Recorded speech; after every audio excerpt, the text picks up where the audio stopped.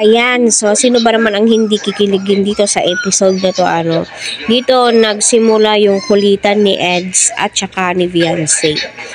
Simpleng sinasabi ni Edu ay kinikilig na nga po itong si Viancy. At kung napapansin nyo, malaki po yung improvement ni Viancy, dahil nga po, hindi na po siya gaanong tinatakpan ang kanyang bibig. Kaya patuloy po nating suportahan si Kalinga Prab, Kuya Val, at ang buong team. Huwag po natin skip ang kanilang ads para sa ganon ay marami pa pong kababayan po natin ang kanilang malingap. Baka hinihintay ka na po.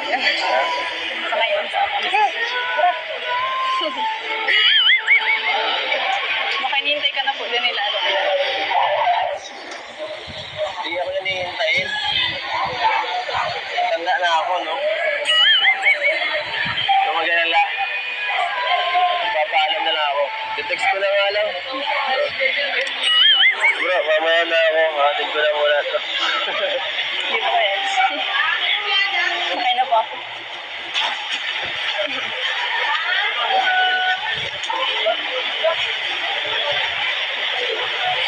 Sure ka na?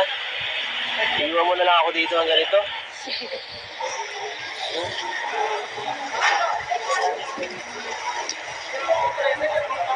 Hindi ka ba naawa sa akin? Hindi. Kaya mo, grabe. Basang-basa na ako ng ulan. Iiwan mo na lang ako dito ng ganito. Lubas-lubasin na natin hanggang sa inyo. Hatid na rin. Wala na. Hindi na magbabago. Sige na. Bye-bye na. Bye-bye.